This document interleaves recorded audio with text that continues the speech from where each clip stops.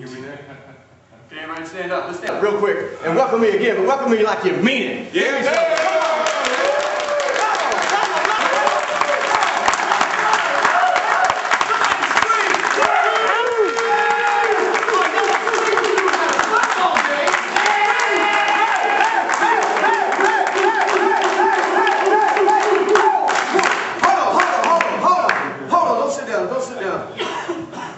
High five somebody, give them some 10, give them some of this, give them some of this, give them some love. Give them some love. See, men don't like to show their emotions that much, but I show my emotions. I wear my emotions on my sleeve. Don't sit down yet, because it's not time to sit yet. It's not time to sit yet.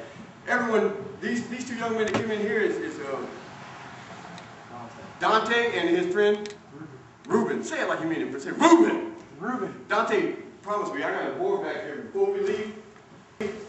Dante, you gonna come up here and break it, right, Dante? Come on, you said it, right? Whoa, whew. All right, sit down, have a seat, have a seat. How many of you guys have heard me speak before? This is the first time.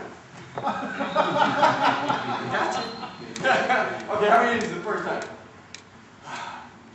Yeah, Pastor Desmond asked me to come over and share some stuff. I said, well, why do you want to share it? Because normally, you know, now I travel the country. I'm blessed enough to speak at different corporations and associations and companies. He said, I don't care, whatever, just, you know, whatever's on your heart.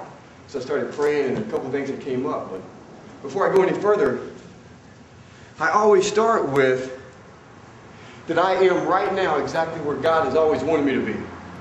And I'm there at the exact time He wanted me to be there. And I say that because I remember the first seed that was planted when I was 9 years old. My brothers and sisters used to pick on me and call me Preacher Boy Brian, Preacher Boy Brian.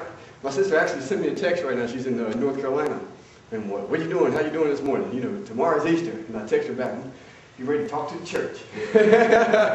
She said, I knew it. But my brothers and sisters, I had 2 brothers, 2 sisters. They called me Preacher Boy Brian, Preacher Boy Brian. Because every Sunday morning we grew up in the projects, the apartments that the government paid for. So every Sunday morning I'd be outside in my clothes, whatever I thought was my nicest clothes. And I'd be on the sidewalk waiting for the church to come home. Or waiting for the church bus to come by and pick me up. Wouldn't miss it. They never went. My brothers and sisters didn't go. Only me. So that's why they picked on me. Oh, you're a little preacher boy. You're a little preacher boy. Well, you're getting up every morning going to church. And I didn't, you know, I wasn't out there waiting on the church bus every Sunday morning because I was so in love with God and the religion. But I knew if I got on that church bus Sunday morning, I didn't have to be at home when the drunks woke up. Amen. That's it. It was a way out. Because my house was where they all gathered. My mother was an abusive alcoholic, you know, all of my life growing up. And never really overcame it. I mean, she's always loved the Lord, but she just a battle with alcoholism. She just never overcame it. And all her friends and everyone would gather there, and that just, you know, they laying around everywhere. So when they didn't wake up and sick and just that mess, I knew if I got on that church bus Sunday morning, I didn't have to wake up with that. And then in the afternoon, the church bus would drop you off, and they gave you candy bar. So that was good too. So it was killing like 2 birds with 1 stone. So 9 years old, I'm stepping off this church bus. And the bus driver yells at me, Brian! And I look back at him, grab my candy bar a little bit tighter, wouldn't give it back. He said, what are you going to do when you grow up? I'm looking at him. I'm looking at this apartment that I'm getting ready to go into. And I look back at him, 9 years old, and he's asking me this. And I'll be 40-something this year, and I'm still not sure what I'm going to do when I grow up. So I know I didn't know at 9 years old. But I'm looking at him, looking at this apartment.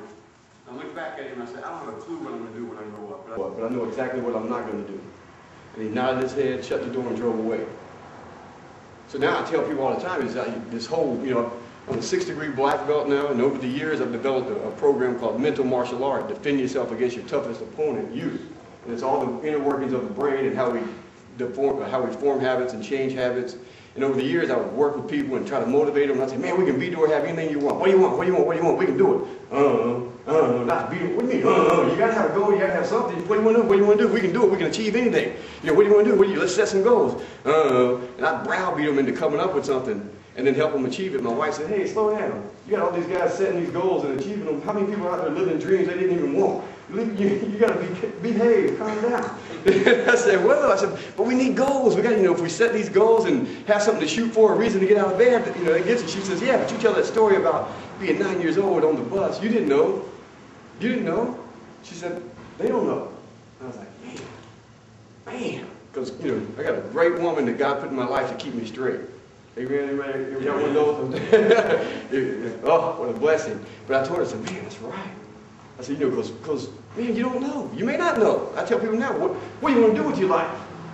I don't know. That's fine. But we can know what we don't want to do. We can know what kind of person we don't want to be. Because I knew at 9 years old when he asked me that, and I said, I don't have a clue what I'm going to do. But I know exactly what I'm not going to do. I knew I wasn't going to be waking up on Sunday morning apologizing to my kids for something I didn't even remember or say I didn't remember that happened Saturday night. I knew exactly what kind of father I was going to be, what kind of friend, what kind of brother. I knew employer, employee. I knew from the inside out what kind of person I was going to be. So asked me to come over, and I said, I started praying. I said, I got these different CDs. I got like 20 CDs on my website, and I love, I'll show up with CDs to sell, and I'll get to an event, whether it's Detroit or New Jersey. I'll be flying out to Nashville on Thursday. I'll come home a couple of days. I'll fly back out to New Jersey. A week later, come home and I'll fly back out to Buffalo. But I'll get to events and I've got these CDs to sell. And even before I get there, I'll have people come up to me and say, hey, can you sign this? And I'm looking at it and say, man, they got one of my CDs. What are you doing?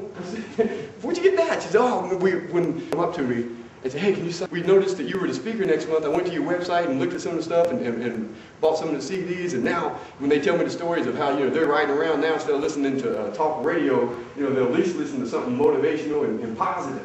And what really gets me excited is they'll go, yeah, my kids can do your quotes better than we can. I said, man, oh yeah, that's because you got a captive audience. So it's like, man, thank you.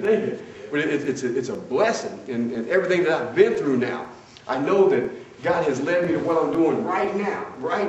Like Pastor Desmond said, everybody in here is going to be used for something. We don't know what it is. When I work with people now, and I do a lot of mentoring and coaching and consulting, but I say, man, we've all been through stuff, and going through stuff, or you're headed for something.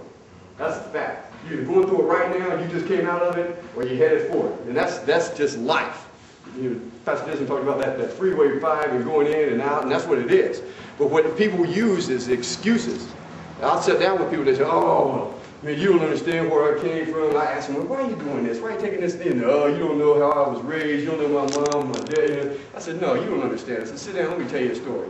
I said, because you come to the wrong place if you're looking for a pity party. Because you ain't going to come up with a better story than what I went through. That ain't happening. Child abuse, sexual abuse, you name it, we went through it. Adoptions and abortions, and man, I'm telling you, my last name is Adams, Brian Adams.